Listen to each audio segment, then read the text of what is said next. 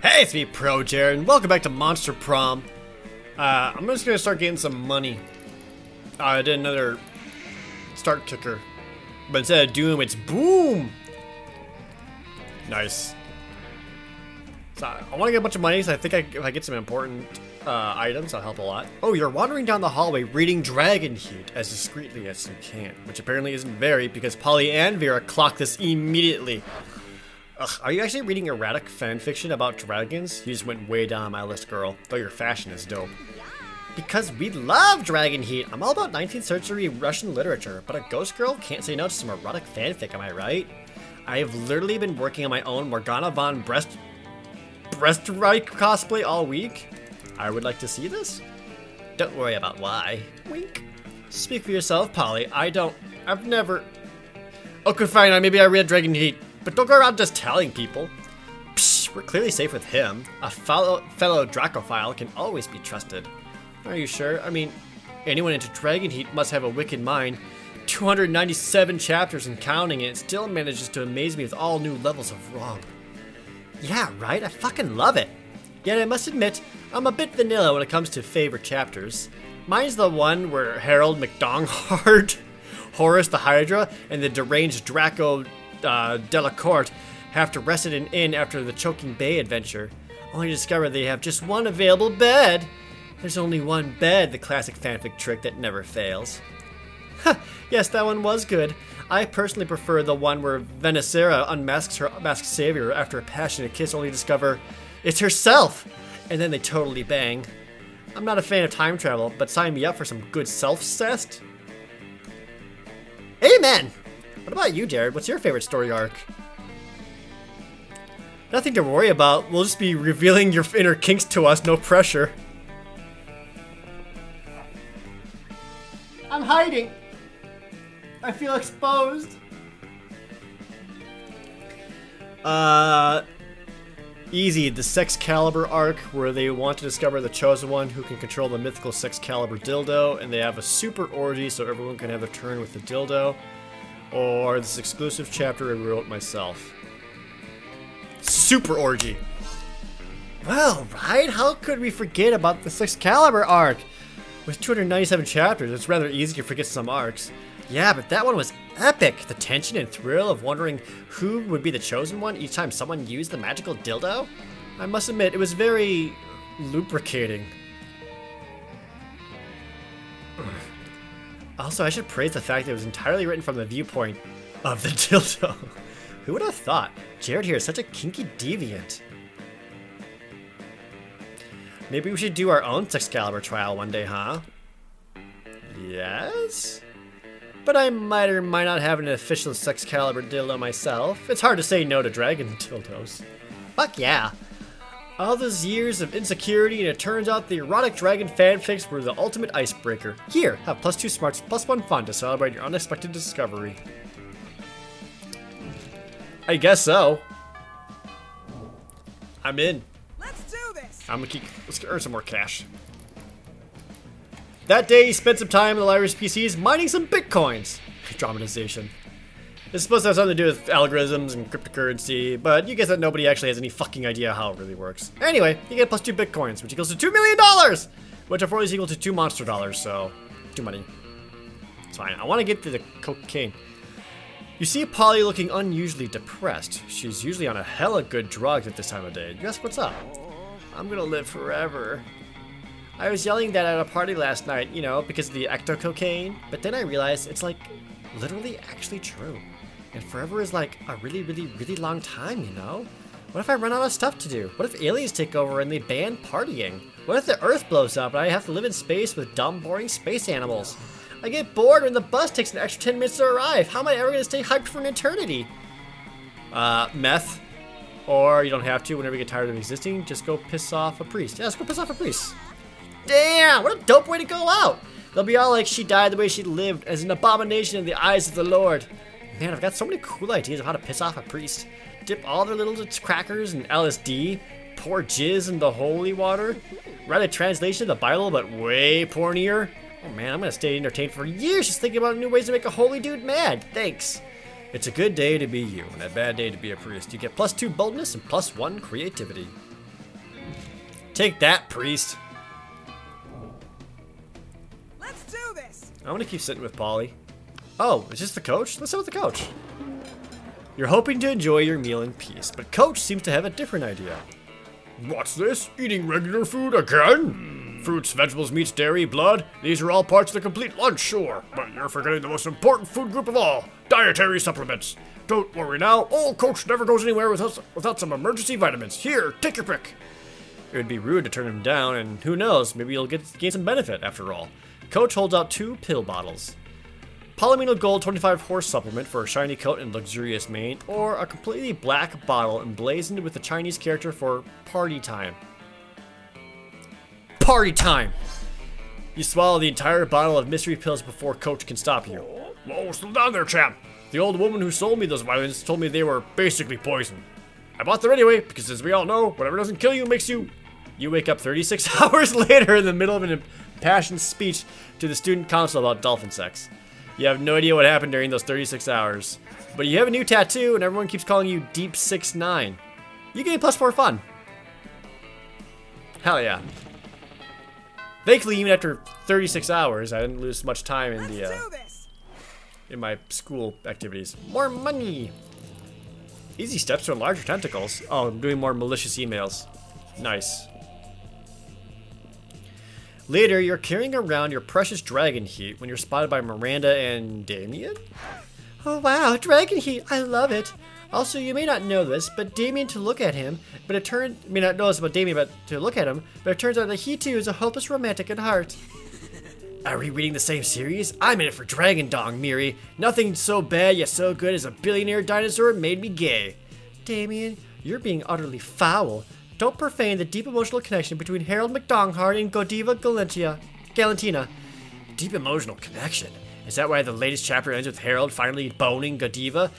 And then she wakes up to find him gone? The cliffhanger must be entirely misleading. People simply don't abuse each other's love and trust that way. I worry about you, Miri. I really do. I just desperately want to know what happens next in Dragon Heat. Do you think Harold is capable of being so mean-spirited?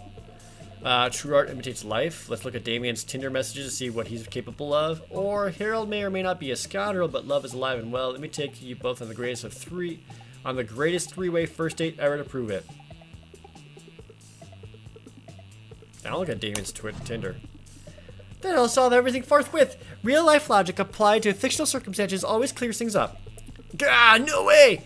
Damien suddenly sets his phone on fire.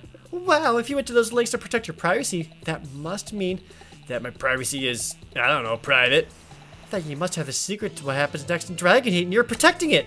How are you in the possession of such valuable information? You have to share it with me. I'm not, fuck. I just don't want to look at my phone, Miranda. But I want to know what happened to McDonghart. Awesome, now everyone's screaming and no one is happy. Ah, fuck. I fucked up.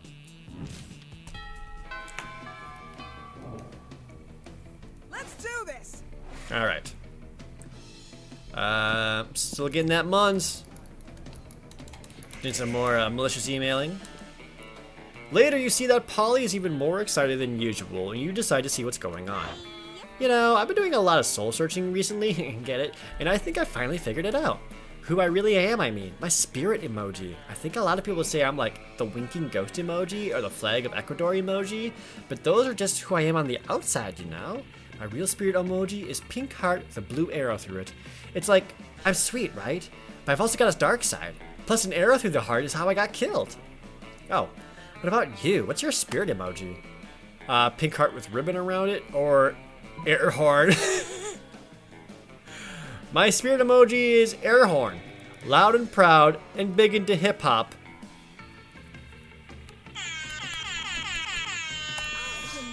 Air horn, that's a great choice. Man, I love when I'm listening to a sick pop song and all of a sudden you just hear. It really keeps the party going. We should hang out more. If you're anything like an air horn, I bet you never get annoying. Yeah, you're air horn funny, which is a good thing. +2 fun, +1 charm. I'm fun as fuck, y'all. Let's do this. Let's sit. I started off with Vera really hard for my first decision, but I've been talking to Polly so much, I'm gonna keep going with that. Welcome to the Don't Need to Eat, so we just take dope food pics zone, baby. We believe that food, like children, should be seen and not tasted. Yeah, I mean, have you ever tasted a baby? Have you? I don't know, maybe. My weekends are usually kind of a blur, like last Saturday. There'll be plenty of time to chronicle your sex exploits later, Polly. Right now, we need to focus on these food pics. While Liam and Polly were busy bantering, you were busy arranging a dope food pic of your own. And now, to complete your masterpiece, a food pic, but instead of a food, it's just a bottle of whiskey with ketchup on it, or a food pic of Liam taking a food pic. So meta, let's go meta. Ah, shit, that made Liam happy. You level your phone at Liam just as he's about to snap a food pic, but his vampire reflexes are too quick for you. Ha! Trying it out, meta the meta master, are you? We'll see about that. Liam levels his phone at Polly just as she's about to take a food pic. Now you're taking a food pic of a food pic of a food pic. Whoa, are we pointing our phones at each other now? I want to play too. Suddenly, Polly's got her phone pointed at you. It's a food pic of a food pic of a food. We've done it! We've created the meta triangle, the most meta shape in existence. This is our finest hour. The world around you dissolves into green columns of numbers and letters. You've done it. You can see the code. You are the one. The programming of the video game you are in awards you by raising your relationship points with character known as Liam. I did it. Let's do this. Let's do this. Cash money. Give me that muns. Alright, now I can afford cocaine. You notice Polly staring at her phone with an uncharacteristic intensity. She usually looks much happier sorting through dick pics. Better investigate. I'm just checking out information on possible afterlives. Like, I'm not going to spend my time as a high school student for all eternity. Who does that? I've collected some pamphlets from various afterlives, and I'm looking into the pros and cons of each option. It's just such a big decision, you know? I mean, this could affect the rest of my afterlife. Do you know anyone who went to any of these afterlives? Which afterlife are you into? Nothingness, or a soft and developing cloud in the sky made of hundreds of adorable, fluffy, precious, tiny, perfect kittens. Kittens! Oh my god, yes! The most yes, the maximum yes, possible the yesest. It's amazing because you know what the biggest complaint about kittens is?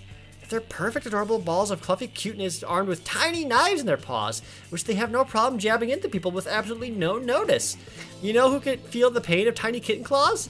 Ghosts, bitches! I can literally roll around on a cloud of kittens and feel nothing except their tiny fluffy softness, no fear of claws. I'm definitely going to work on my essay for Cloud Kitten World. Maybe something along the lines of why I deserve to snuggle cats because of that one time I pity fucked a werepanther. Maybe I can get you to write my letter of recommendation, Jared. Fingers and tiny furry paws crossed that you get in. Did Polly just say she hopes that you die? Nice. +2 creativity, +1 charm. See, I'm getting my points up there, and I'm super fun to be around. So surely someone will want to go to prom with me, right? All right, so I'm actually gonna go spend some money. What's up? I would like that pound of cocaine, please. Oh, that increased my boldness and my fun, but now I'm dumb as fucking shit. Alright, well maybe Polly will like it. Let's do this. Speaking of, she's always hanging out with Damien. Fine. Damien dejectedly hefting a ball of mashed potatoes while Polly sadly passes her hand through the same. Seriously, what do we have to do to get a food fight started in this cafeteria? I honestly don't know. I tried throwing potatoes at people and yelling food fight, but I think everyone is too scared of me to fight back. And I can't throw any food because of my stupid ghost hands. Plates, mirrors, antique furniture? Sure, but not food. There's gotta be a way to provoke a food war. My dads are always telling me to be more political. But we're not more political. Your strength is hitting things, and my strength is being unbelievably hot all the time. Unbelievably hot! That's it! We'll set the cafeteria on fire! Wait, nope, that's not a solution. That's just arson. Why not always jump straight to arson? It's hard to watch them struggle through this by themselves, so you step in with an idea of your own. Wars are fought over scarce resources, steal everybody's food and put it in a pile, or... Hey Polly, you know how the Greeks fought a whole war because of Helen of Troy's face? Flash the cafeteria. Yes. Show me your ghost titty, please. Hey, yeah, I was planning to do that later anyway, after I finish this quart of ecto-booze. Polly floats up onto the table and, in a practiced motion, whips her top off. To the victor! This is a high school cafeteria. Polly's rash actions upset the roiling cauldron of hormones, sets it on fire, and tap dances on the ruins. Soon the air is thick with a sausage and gravy, potato crisp flying everywhere, and flavored sharp shrapnel. Polly puts her shirt back on now that everyone's too busy fighting to remember what they're fighting about. Looks like mine really were the tits that launched 1,000 chips. Ha ha ha. The view you just got makes that pun worth it. Sure was. Let's do this. Alright, I got one last night here, so what can I up? Smarts ain't happening, so I guess maybe a little bit more creativity? Just in case? Alright, start improvising my life. This is marvelous! Somehow it enhances the path of the play in unexpected ways, and that's saying something since half of your improvisation is a rap battle against your inner fears. You gain +2 creativity. You're doing the thing that gives you most life, reading Dragon Heat, when you're approached by Scott and Liam. What do you guys want? Fellow connoisseur of dracophilic arts.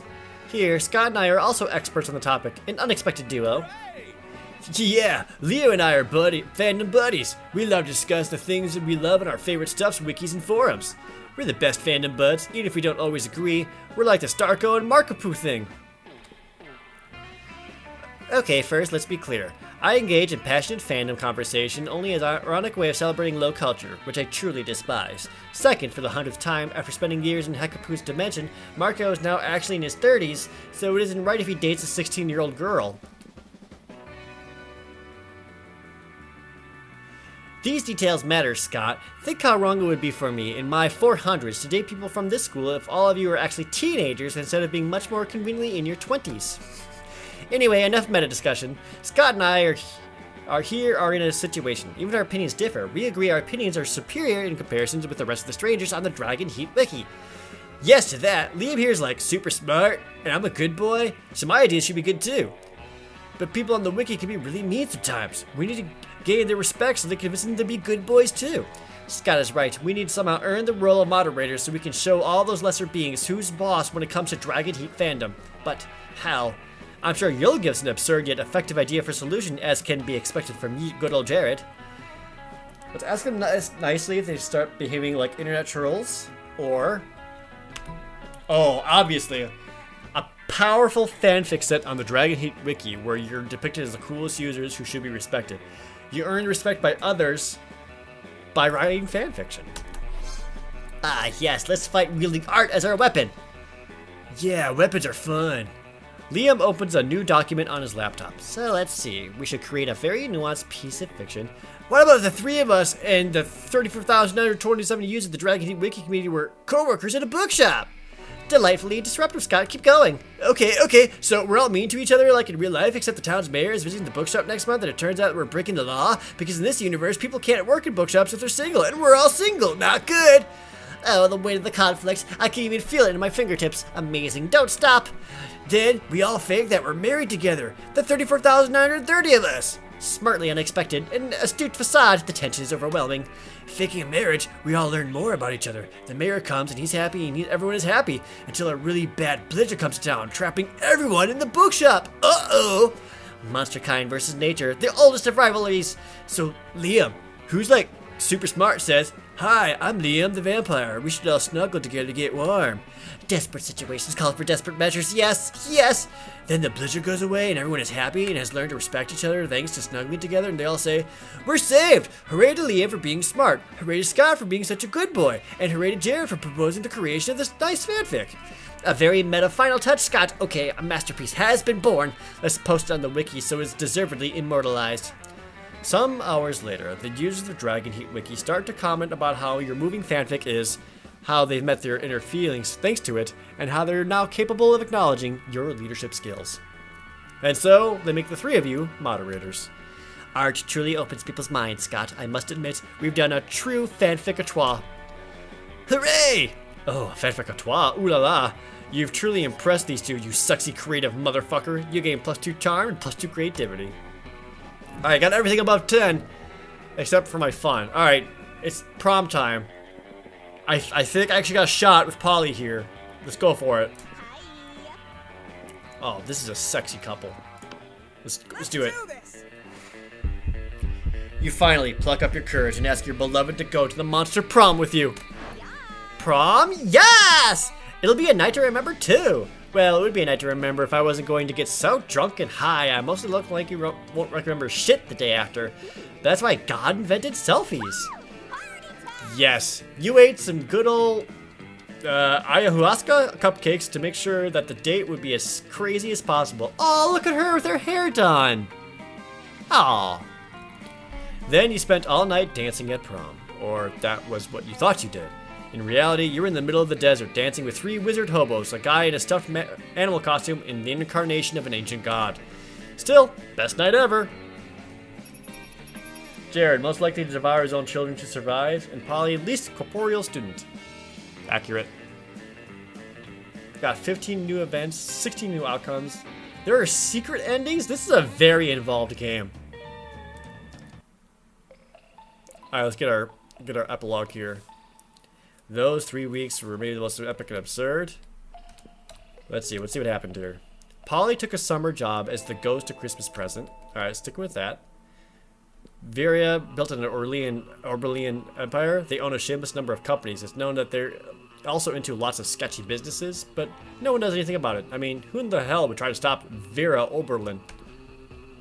Damien loved to fire to the very end. Unfortunately, that wasn't a super legal affair, and he ended up in prison for arson. Fortunately, prison was flammable.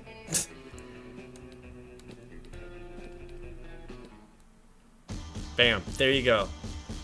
Better ending, I think.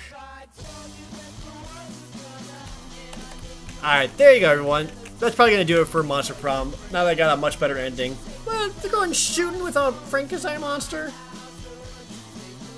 Shit, this looks like a good date. I want to do that date too. Partying with Polly? Damn. All these things I want to do. There you go. I got a much better ending in Monster Prom, and I'm quite happy with that. But there you go. Once again, this game is available on Steam for like $12 if you want to try it yourself. Play it with friends. I feel like this could be crazy cool with friends, as you get to see a lot more different outcomes, and it'll help you unlock more stuff, I assume. Oh, swimsuits! Dude, my swimsuit's awesome back there. These are different photos. That's the fucking coolest. Oh, that's a good dodgeball team. I love it all. So good. Alright, so don't forget to subscribe if you aren't already. If you enjoyed this playthrough, I do like to try out all kinds of different visual novel games, especially quirky ones like this. If you have any other suggestions to play, please let me know down in the comments as well. That would also help me out a lot. And don't forget to like the video, because that also helps me. And, as always, thank you guys so very much for watching. See you next time!